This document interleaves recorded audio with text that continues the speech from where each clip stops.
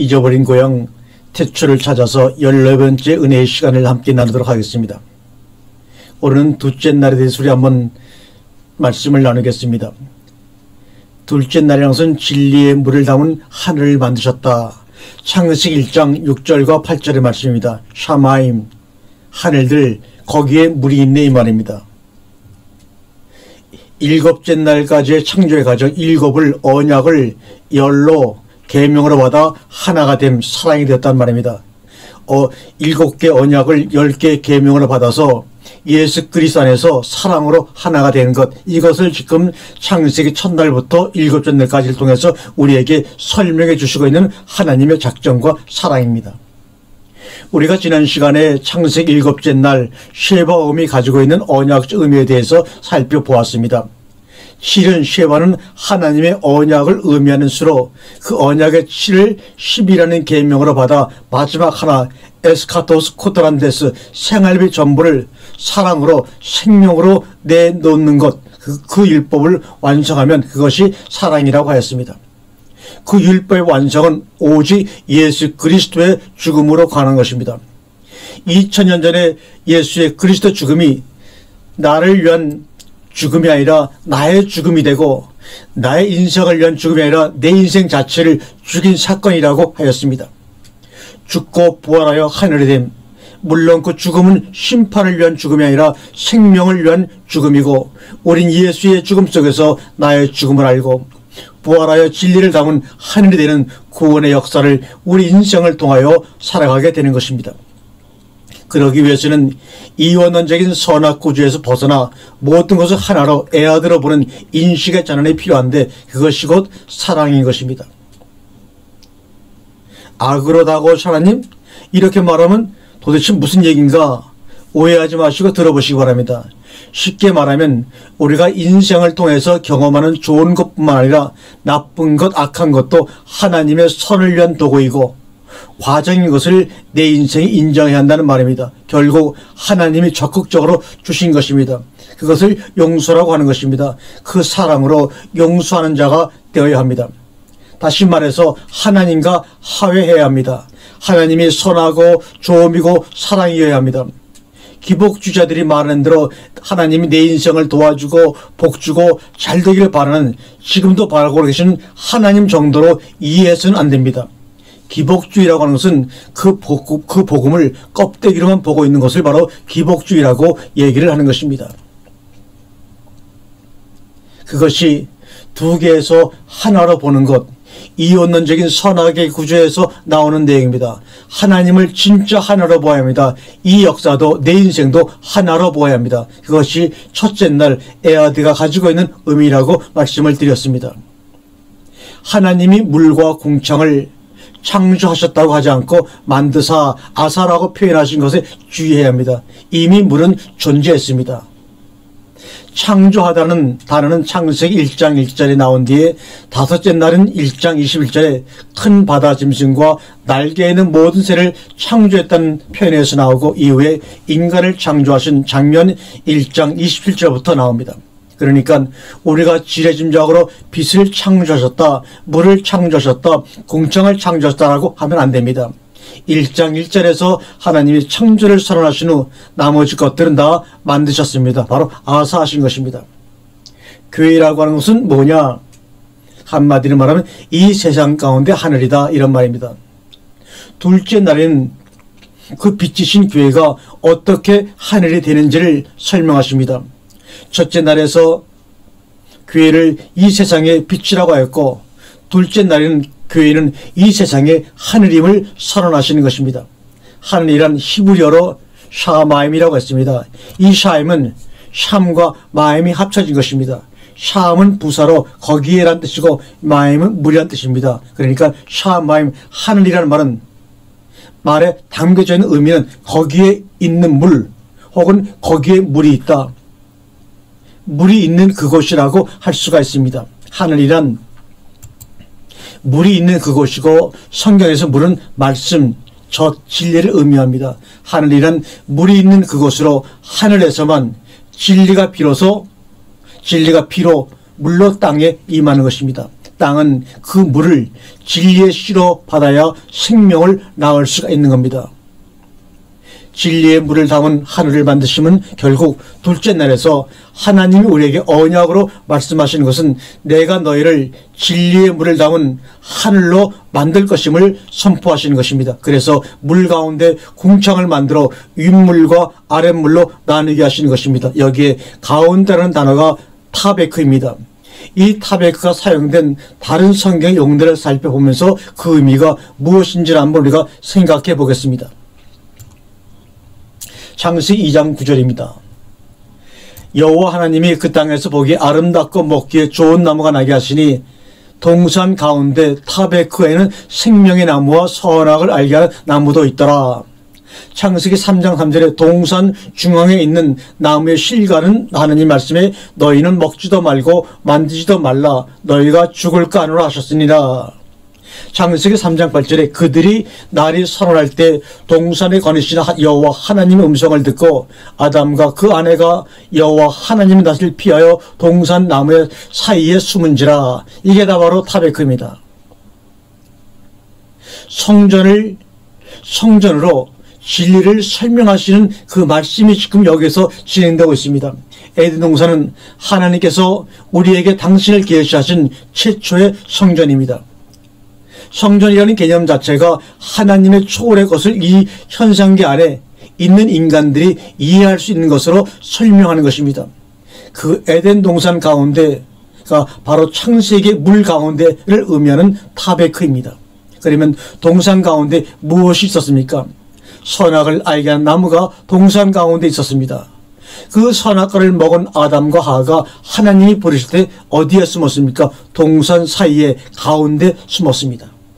타베크, 하나님의 초월과 인간의 역사가 만나는 지점입니다. 창세기 15장에 가면 하나님께서 아브라함과 언약을 맺으시는 장면이 나옵니다. 그 언약을 위해서 하나님과 아브라함 사이에 희생제물을 두었습니다. 여기에 바로 타베크가 사용되었습니다. 창세기 15장 9절에 보니까 여호와께서 그들에게 이르시되 나를 위하여 3년 된 암소와 3년 된 암염소와 3년 된 수양과 산비둘기와 쥐비둘기 새끼를 가져올지니라. 아브라함이 그 모든 것을 취하여 그 중간 타베크 중간을 쪼개고 그 쪼갠 것을 마주 대해 놓고 그 새는 쪼개지 아니하였으며 쪼개어지는 제물, 이렇게 타베크는 하나님의 초월과 인간의 역사가 만나는 그 지점, 그 가운데를 의미하는 것입니다. 한마디로 말하면 언약입니다. 그 언약으로 우리가 하나님의 백성이 되는 것입니다. 언약의 제물이 쪼개져야 하나님과 나와의 언약이 완성되는 것입니다. 예수라는 제물을 통해서 내가 하나님과 언약하게 되었다는 것입니다. 이러한 하나님의 언약으로 이스라엘 백성이 물과 물 사이에서 구원을 받은 것입니다. 출애굽기 14장 16절 읽어보겠습니다. 쥐팽이를 들고 손을 바다 위로 내밀어 그것을 갈라지게 하라. 이스라엘 자손이 바다 가운데 육지로 행하리라.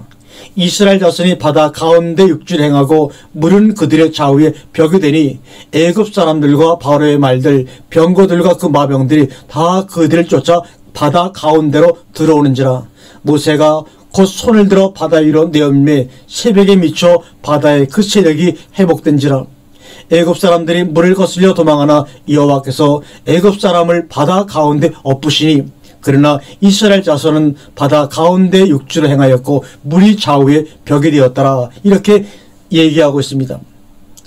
궁창, 이게 물과 물 가운데 있음, 이것이 바로 궁창입니다. 물과 물 사이에 하나님의 언약으로 궁창 라키아를 만드신 것입니다. 궁창의 한자어가 하늘공의 푸른 창이라고 해서 궁창이라고 우리가 번역을 해서 창공을 의미합니다. 그래서 우리는 지레짐작으로 푸른 하늘을 궁창이라고 생각합니다. 이 궁창의 히브리어가 라키아입니다. 라키아는 금속이나 조각을 많이 두들겨서 납작하게 넓게 피는 것을 말하는 뜻입니다.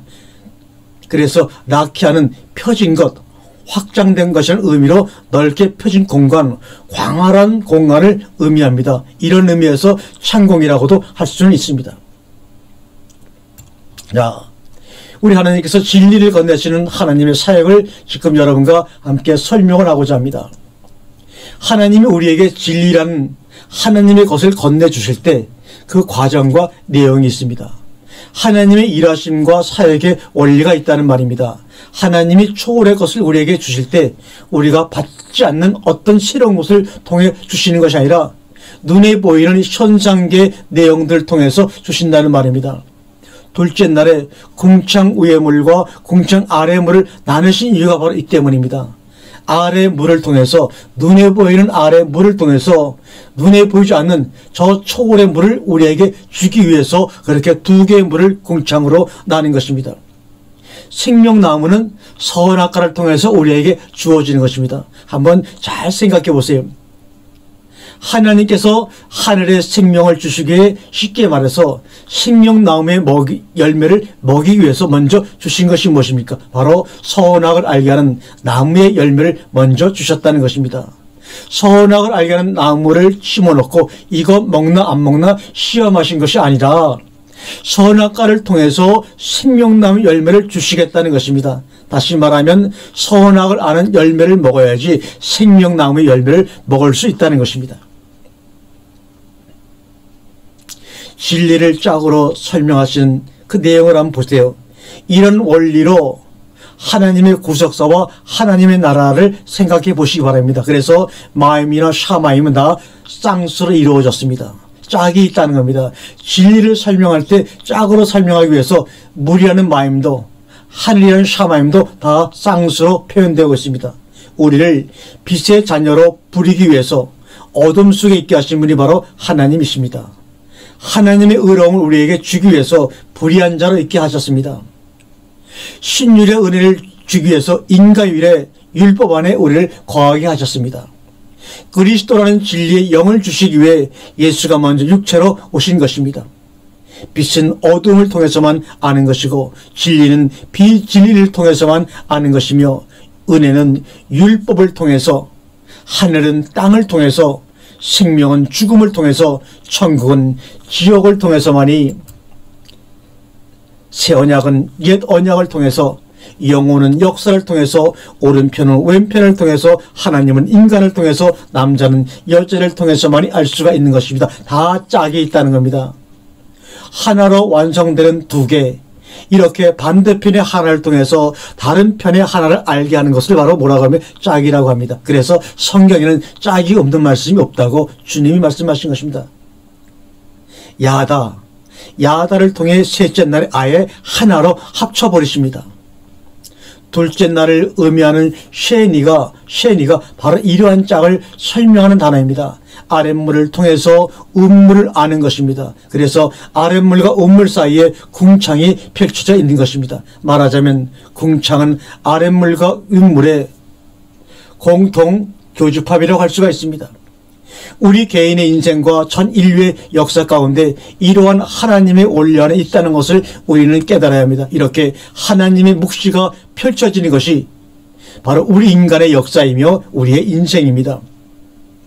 찍어 내버려야 할 손과 발, 그래서 예수님이 우리를 구원하실 때 두 개를 하나로 만드시는 것입니다. 한번 마태복음 18장 8절의 말씀을 한번 같이 읽겠습니다. 만일 내 손이나 내 발이 너를 범죄케 하거든 찍어버리라. 불구자나 저른발이로 영생에 들어가는 것이 두 손과 두 발을 가지고 영원한 불에 던지는 것보다 나으니라. 만일 내 눈이 너를 범죄케 하거든 빼어버리라. 한 눈으로 영생에 들어가는 것이 두 눈을 가지고 지옥불에 들어가는 것보다 나으리나. 지옥불이 무서우세요? 이상하지 않습니까? 손이나 발이 죄를 보면 두 손 두 발 모두 잘라야 하는데 하나만 자른다고 합니다. 두 개를 하나로 만드신다는 겁니다. 눈도 마찬가지입니다. 두 눈을 한 눈으로 만들어서 이 세상을 진짜 하나로 보게 하신다는 것입니다. 그렇지 않고 두 개의 구조로 보게 되면, 선악 구조로 세상을 보면 그것이 바로 지옥불이라는 겁니다. 지옥불이 원어로 게헨나 또는 푸르인데, 구약 성전에서 사용된 제물의 쓰레기를 성전 밖에서 태우는 그림을 그대로 표현한 것이 바로 뭡니까? 게헨나 푸르, 지옥불입니다. 옛 성전을 통해서 그것의 진위를 내용으로 이해하지 못하면 쓰레기만 될 뿐이라는 말입니다. 이렇게 옛 성전 아래의 물을 통해 하늘의 성전 음물의 물을 알게 되면 그것을 하나가 되었다 합니다. 하나님과 한 몸이 되었다 이런 말입니다. 하나님의 짝이 되었다고 하는 것입니다. 인간을 향한 하나님의 목표는 오직 하나입니다. 우리를 하나님의 신부로 짝으로 삼으시는 것입니다. 그래서 마태복음 19장 5절에 이렇게 말씀하십니다. 말씀하시기를 이러므로 사람이 그 부모를 떠나서 아내에게 연합하여 그들이 한 몸이 될지니라 하신 것을 너희가 읽지 못하였느냐. 마태복음 5장 39절에 나는 너희에게 이르노니 악한 자를 대적하지 말라. 누구든지 내 오른뺨을 치거든 왼뺨도 돌려대며 또 너를 고발하여 속옷을 가지고자 하는 자에게는 겉옷까지도 가지게 하라. 또 누구든지 너를 억지로 오리를 가게 하거든 그 사람과 심리를 동행하고 내게 구하는 자에게 주며 내게 꾸고자 하는 자에게 거절하지 말라. 짝으로 이해되는 진리. 41절에 예수님이 우리에게 명령하신 것은 누군가가 억지로 오리를 가게 하고자 할 때 거부하거나 오리만 함께 가지 말고 심리를 가지라는 것이 아닙니다. 여기서는 겉에 보이는 글자들을 이해하지 마시고요. 오리라는 단어가 무슨 말이냐, 밀리온인데 밀리온. 이 단어는 성경 전체에서 여기에서 딱 한 번만 쓰인 단어입니다. 1세기의 로마인들이 이 밀리온이라는 단어를 일천보라는 말로 사용해. 일천보. 여기에 100만, 많은 수를 이면 밀리온이 나왔습니다. 히브리어의 천이라는 단어가 알레프입니다. 성경에서 천이 상징하는 의미는 완성, 무한한 것, 하나님의 영원한 언약, 하나님이 주시는 축복의 내용과 상태를 천으로 설명하고 있습니다. 여기서 오리를 가고자 하거든 이것은 바로 밀리온의 말인데 일천보라고 합니다. 일천보. 우리가 말하는 대로 오리라는 거리를 얘기하는 것이 아닙니다. 계속하면 설명을 할 테니까 들어보시기 바랍니다. 출애굽기 20장 6절에 나를 사랑하고 내 계명을 지키는 자에게는 몇 대까지 1000대까지 은혜를 베푸시니라. 에레미야 30장 18절에 준 은혜를 1000만인에게 베푸시며 아비의 죄악을 그 후손의 자손의 품에 갚으시오니 크고 노하신 하나님이시오 이름은 만군의 여호와시니이다. 이사야 60장 22절에 그 작은 자가 천을 이루겠고 그 약한 자가 강국을 이룰 것이라. 때가 되면 나 여호와가 속히 이루리라. 시편 90편 4절에 주의 목전에는 1000년이 지나간 어제 같으며 밤의 한순간 같을 뿐이다. 베드로후서 3장 8절에 사랑하는 자들아 주께는 하루가 1000년 같고 1000년이 하루 같다는 이 한 가지 사실을 잊지 말아라. 이렇게 말씀하고 있습니다.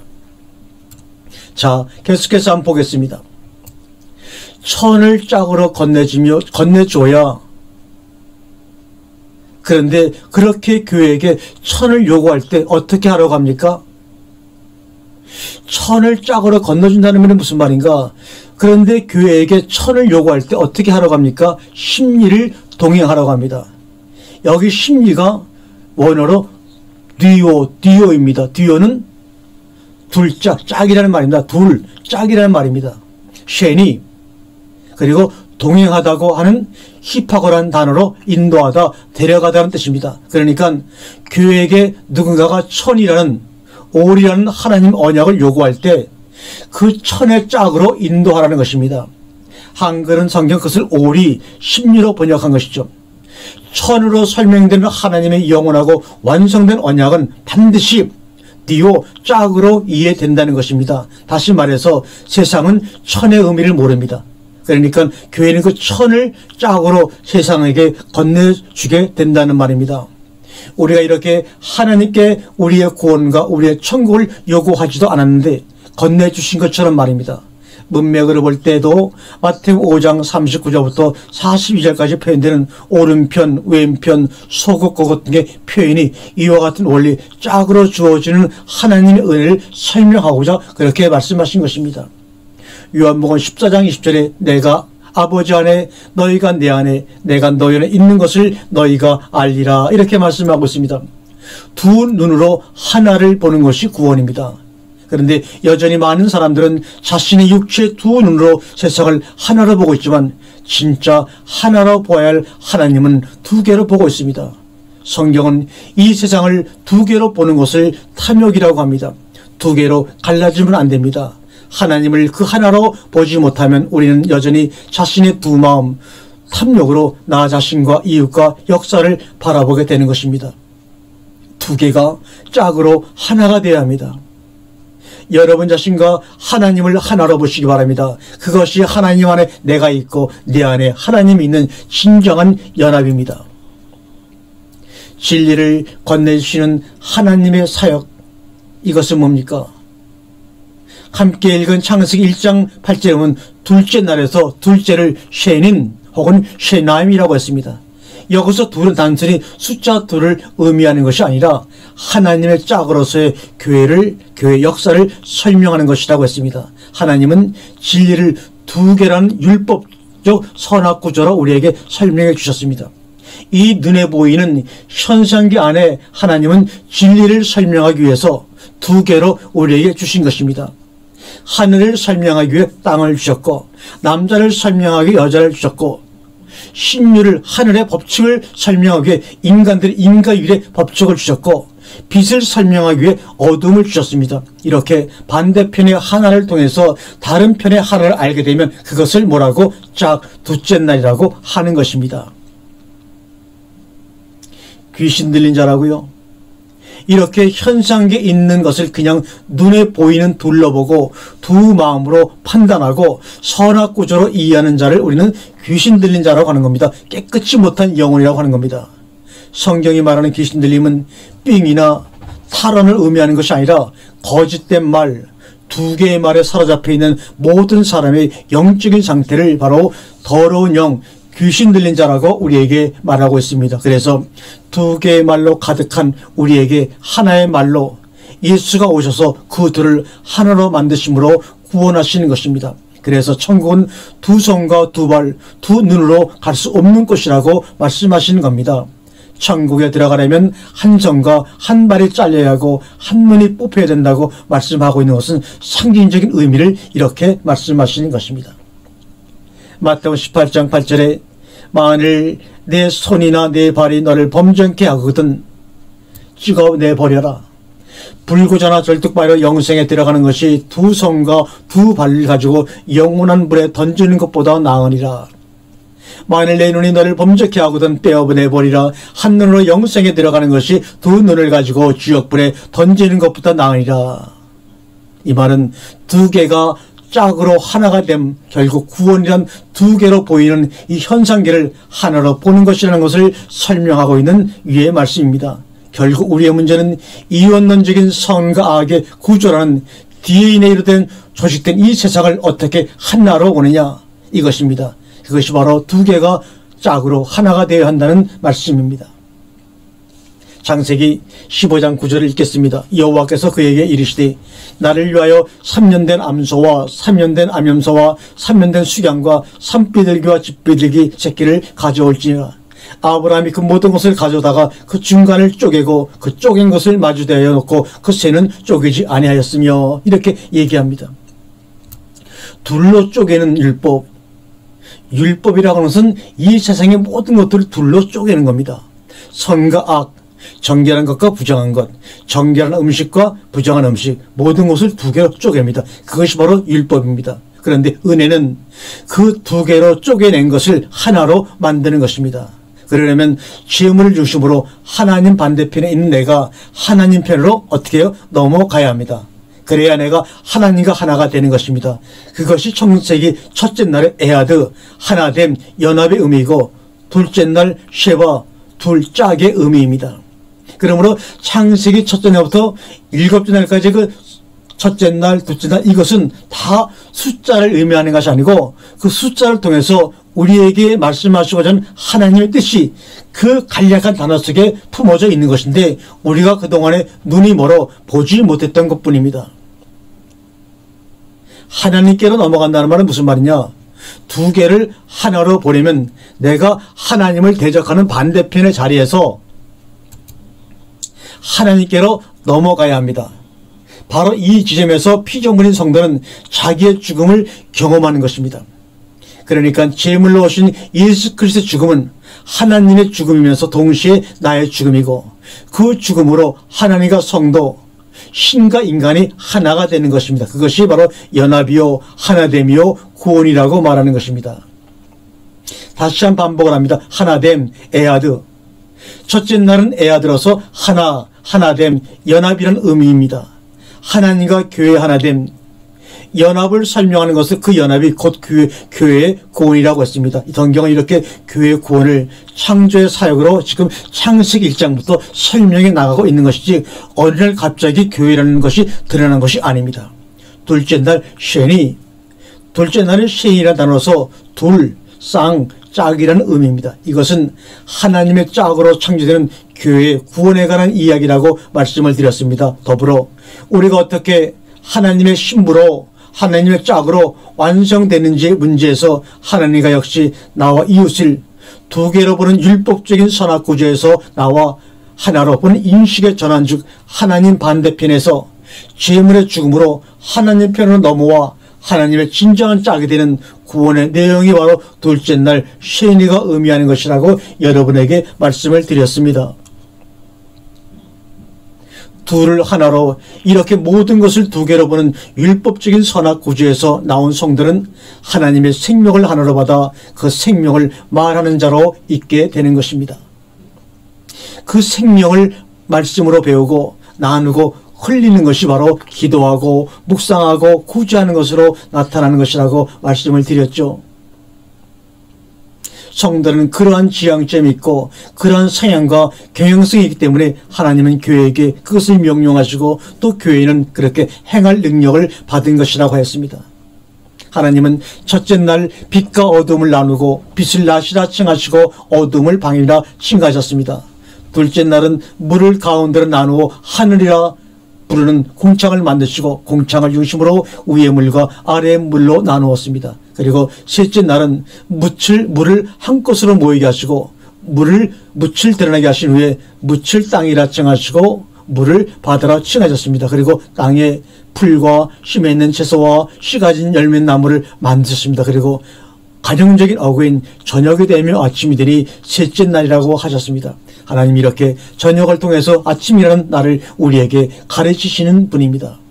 저녁을 통해 낯을 알아야 온 세상과 인간의 역사 그리고 우리의 인생이라는 저녁을 통해서 낯이라는 하나님의 나를 알게 하시는 것입니다. 우리는 인간의 역사가 저녁이라는 것을 늘 확인하고 있습니다. 그래서 빛이 필요함을 인식하고 그 빛을 열망하는 또 다른 빛으로 나를 부르셨다는 것을 알아가고 있는 것입니다.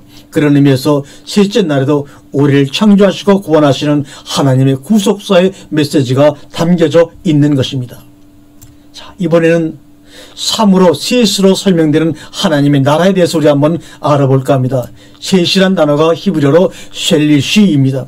셀리시는 3, 세 번째 3분의 1, 세 부분이라는 다양한 의미로 사용되는 단어가 바로 셀리시입니다. 3일 동안 머무름. 이게 무슨 말이에요? 성경에서 3이라는 수는 정말로 중요한 숫자입니다. 또한 역할합니다. 에스라가 예루살렘으로 귀환할 준비 단계로서 유대인들 강가에 모은 다음에 3일 동안 그곳에 머물면서 그 기간 동안 모인 자도 살핀 즉 그 중에 레위인은 한 명도 없는 것을 발견하였습니다. 에스라서 8장 15절 읽어볼까요?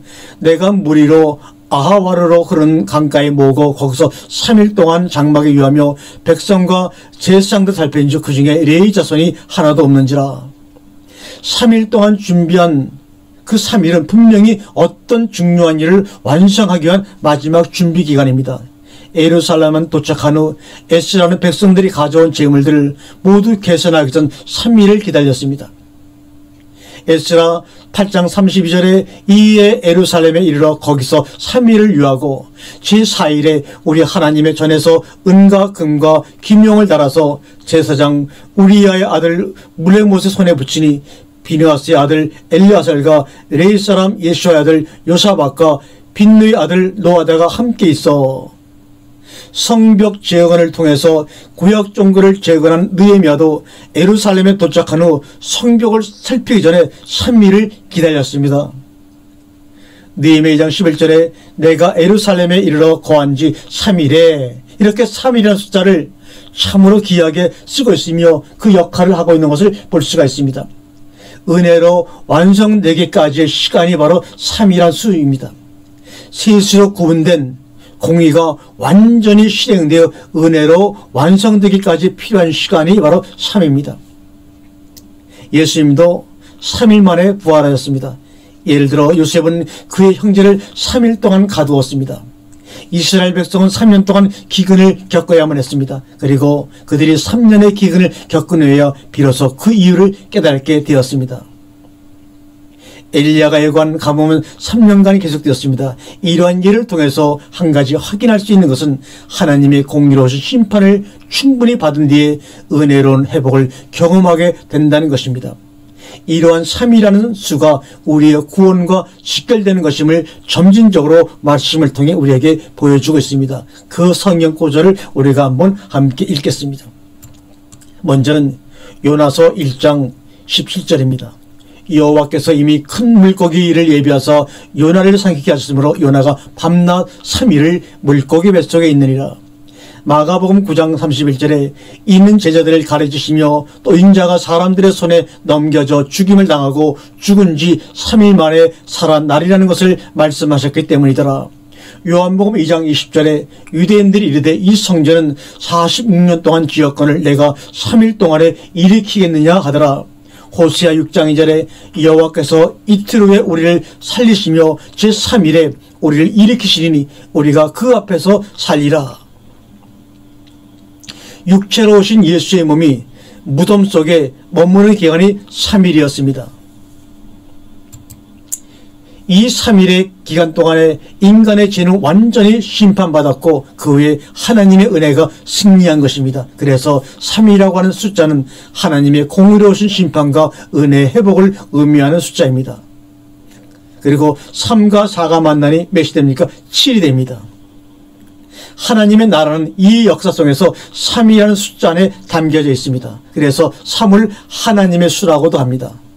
물론 그 3은 이 역사, 눈에 보이는 현상계 안에서 인간이 감지할 수 있는 하나님을 의미합니다. 이 역사 안에서 설명된 3이 하나님의 말씀, 은혜의 복음인 4와 합해지게 되면 7이라는 언약이 되는 것입니다. 그래서 우리는 3으로 계시된 하나님을 7이라는 언약으로 알게 되는 것입니다. 그것을 우리에게 4개로 들려주신 율법이 복음의 진리로 이해되는 것입니다. 살인하지 말아라, 간음하지 말아라, 거짓 증거하지 말아라, 그리고 서로 사랑하라. 3으로 설명된 하나님의 나라, 설명된 것은 하나님 나라의 모형뿐만 아니라 하나님의 나라의 모형으로 이 땅에 설명된 에덴 동산, 노아의 방주, 모세의 성막, 솔로몬의 성전이 모두 세 부분으로 되어 있습니다. 혹은 3층으로 설명된 것입니다. 에덴 동산 중앙에 선악과와 생명나무가 있었고 그리고 에덴 동산이 있고 그 외곽이 있었습니다. 이렇게 세 개의 구조로 이루어졌습니다. 나중에 가인이 이 외곽으로 쫓겨난 것입니다. 노 땅으로. 노아의 방주도 3층으로 되어 있고 성막과 성전도 번제단과 물두멍이 있는 뜰과 촛대와 진설병이와 항단 있는 성소와 언약궤가 있는 지성소로 3으로 구분이 된 것입니다. 하나님이 이스라엘 백성에게 율법을 줄 때도 3일에 주셨고 이스라엘 백성과 언약궤 사이의 거리도 3일길의 차이를 나게 하셨습니다. 한번 그에 대한 성경 구절을 읽어볼까요? 하나님이 이스라엘 백성에게 율법을 주실 때 예비하여 제3일을 기다리라. 이는 이 제3일에 나 여호와가 온 백성의 목전에 시내산에 강림할 것이니 민수기 10장 33절에 그들이 여호와의 산에서 떠나 3일길을 갈 때 여호와의 언약궤가 그 3일길에 앞서가며 그들의 쉴 곳을 찾았고 이렇게 하나님이 당신의 백성에게 은혜를 베푸실 때 3으로 주시는 것입니다. 창세기 15장 9절에 또 한번 반복해 읽습니다. 여호와께서 그에게 이르시되 나를 위하여 3년 된 암소와 3년 된 암염소를 이렇게 말합니다. 3으로 설명되는 하나님의 은혜, 하나님을 위한 제물은 세 번째로 드려지는 제물이어야 합니다. 샤라시. 그래서 예수님이 3일 만에 부활하시고 당신의 백성은 세 번째로 드려지는 제물을 통해서 회복시킬 것이라고 하는 것을 계속해서 말씀하고 있는 것입니다. 우리가 어떻게 구원을 받았습니까? 세 번째로 드려지는 그 제물을 통해서 그 세 번째 층, 세 번째 하늘, 하나님의 언약에 있는 지성소의 은혜를 얻는 것입니다. 이렇게 삼은 하나님의 백성에게 하는 당신의 은총과 은혜와 공유를 언약으로 허락하시는 하나님의 사랑과 은혜를 설명하고 있는 것입니다.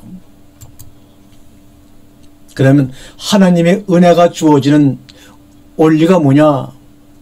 창세기 셋째 날이 바로 이렇게 하나님의 사랑과 은혜가 언약으로 우리에게 주어지는 것을 설명하고 있는 창조의 과정입니다. 천하 즉 하늘과 땅의 물을 한 장소로 모으셨습니다. 물을 한 장소로 모으면 그 물이 없는 땅이 보이는데 그곳을 묻히라고 칭하셨습니다. 본문에서 말하는 묻힌 기본적인 땅을 말하는 에레초와는 다릅니다. 묻힌 야빠시라는 단어인데 마른 땅을 의미합니다. 에레치는 보편적인 땅을 의미한다면 아빠시는 물이 없어진 땅이라고 할 수 있습니다. 그러면 물이 없어지는 마른 땅이 우리의 구원에 있어서 왜 중요할까요? 하나님이 물을 없애심으로 이스라엘 백성들을 구원하신 장면이 있죠. 바로 홍해의 사건입니다. 출애굽기 14장 16절에 지팡이를 들고 손을 바다 위에 내밀어 그것을 갈라지게 하라. 이스라엘 자손이 바다 가운데 육지로 행하리라. 이스라엘 자손이 바다 가운데 육지로 행하고 물은 그들의 좌우에 벽이 되니 그러나 이스라엘 자손은 바다 가운데 육지로 행하였고 물이 좌우에 벽이 되었더라. 출애굽기 15장 19절 말씀을 한번 또 보겠습니다. 바로의 말과 병거와 바병들이 함께 바다에 들어가매 여호와께서 바닷물로 그들 위에 돌이켜 흐리게 하셨으니 이스라엘 자손은 바다 가운데서 육지로 행한지라. 여호수아 4장 20절에 너희는 자손에게 알게 이르기를 이스라엘이 마른 땅을 밟고 이 요단을 건넜음이라. 물을 없애 묻힐 드러나게 하심. 이 말은 신약교회의 구원을 모형하는 홍해도화와 요단강 도화에서 마른 땅을 앞잡아 묻히라고 설명합니다. 성경은 성도가 경험하는 구원의 내용을 물의 위협과 공포로부터의 구원이라고 말합니다. 성경에서 물이 가지고 있는 상징적인 의미는 긍정과 부정이 다 공존합니다. 그런데 결국은 그것은 하나입니다. 물 위에 떠있는 배, 물 위를 배 타고 잘 가면 얌전한 여행이 되지만 물이 뒤집히면 그 물에 빠져 죽습니다. 물이 가득한 이 인생의 바다에서 구원의 방주를 타고 있으면 안전하지만 그 방주에 들어가지 못하면 물에 빠져 죽습니다. 물이 적당하면 마시는 생수가 되지만 폭우로 넘치면 사람을 죽이는 물이 됩니다. 천국과 지옥의 주인 여러분, 이 세상을 심판하신 주체가 사탄입니까? 하나님입니까?